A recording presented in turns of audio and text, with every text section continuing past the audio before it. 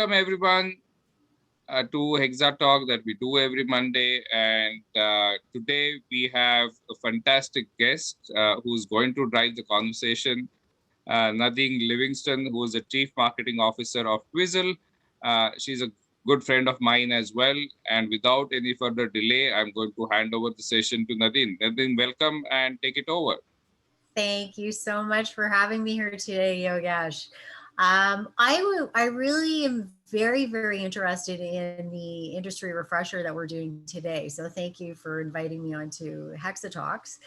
Um, I have one question that I want to start this off with, and it's why are we even talking about fair lending?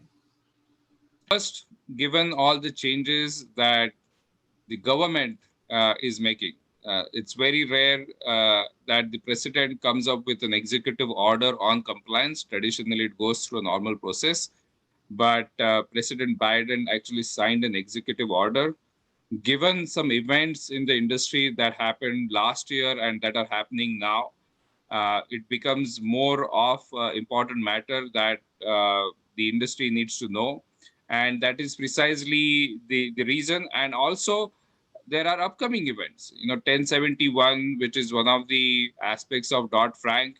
OCC is waiting for additional guidance.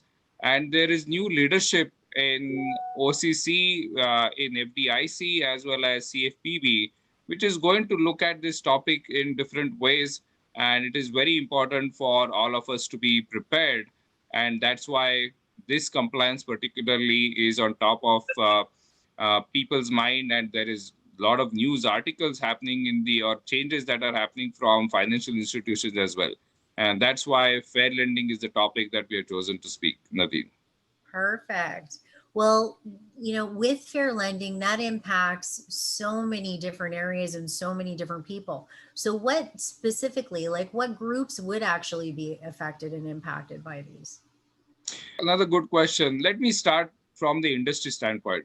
Typically, it is going to be obviously financial institutions, whether it is the new fintech lenders, whether it's Lending Club and Rocket Mortgage and Money Mart and few others. Then secondly, it's going to be the traditional lenders such as credit unions, community banks, regional banks, and it's also the large financial institutions. In fact, some of them have been penalized very significantly, even in the previous administration. So all these industry groups, if I have to summarize, any financial institution that lends today, whether it's in the personal in nature, and with 1071, it could be small businesses, or you are giving any loans to minority groups. All these institutions will come under the purview of fair lending now, and it is getting more and more stricter. And even when you look at all the process within the financial institutions, they all have, because of the numerous products, they have so many different databases to align as well. So that hopefully that's going to happen, because I know it was a challenge over the last 30 years where nothing was aligned. So that'll be nice, and I look forward to that. But what will the groups in general be looking for? Sure, and I will take a note from one of the webinars that we did just a month ago on changing regulations. And the questions that were asked by the audience, who were the bankers and people from financial institutions, was around, hey, by the way, the regulations are changing, and Yogesh, we don't know how our systems, lending platforms or core banking systems will keep up. Those are the questions that were coming to us in the previous session. So it deals with changing systems. It starts with that. Are the systems providing the right data requirements that are required by the upcoming regulations, whether it's 1071, small businesses, collection of attributes around minorities, and the institutions will have to think about how they are going to deal with if their core banking systems or lending platform maybe perhaps not keep up with the regulations. There would be requirement to look at their people, whether they are trained correctly, they are updated with regulations.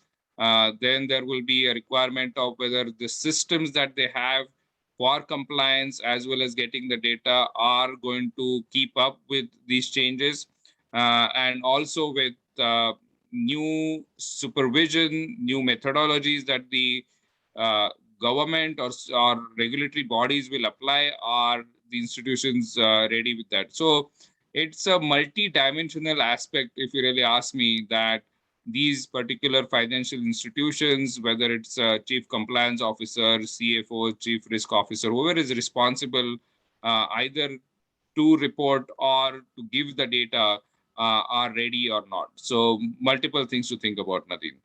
Definitely. The right information, the right support, the right guidance, that activation is so key.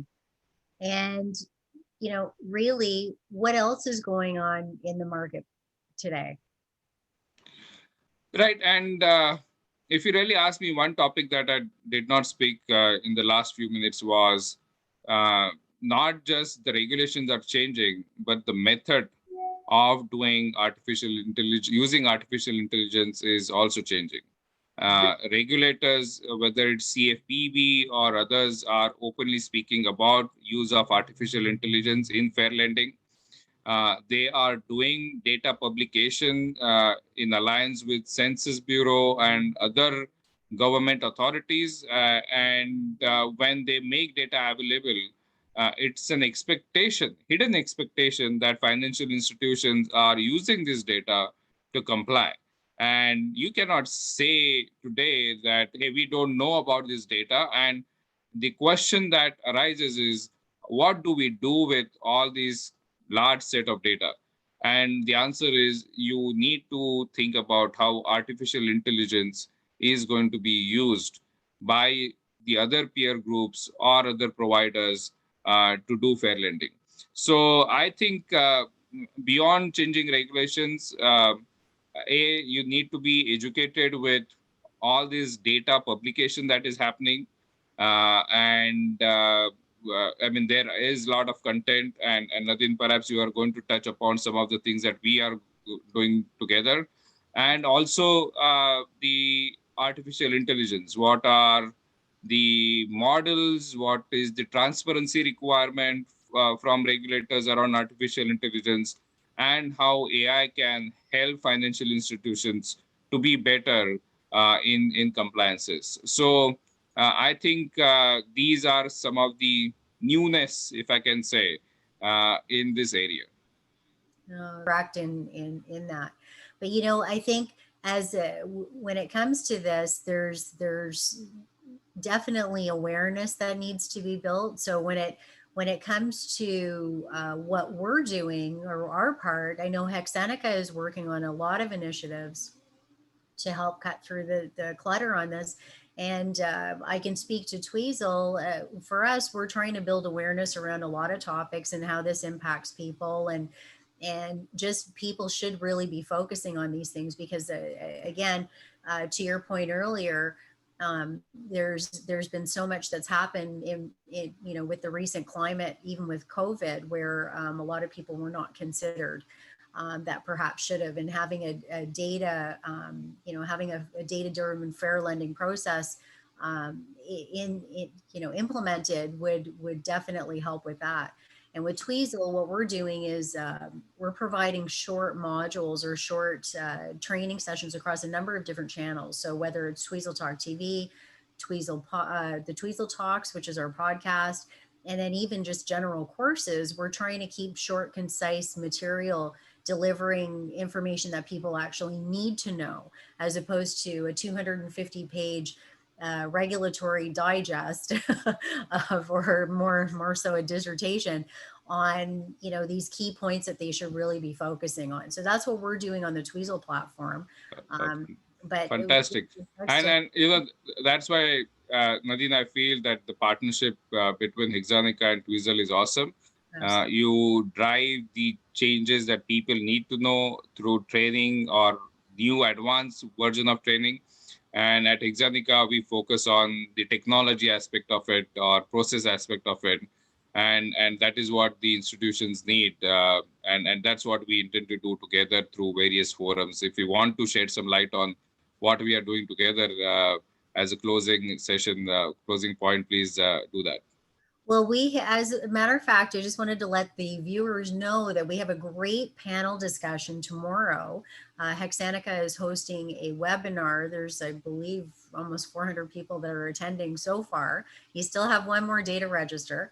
And at that point, we're going to be going into a lot more detail about, for example, the greatest regulatory challenges when it comes to potential pitfalls, for not conforming or sorry, for non-compliance.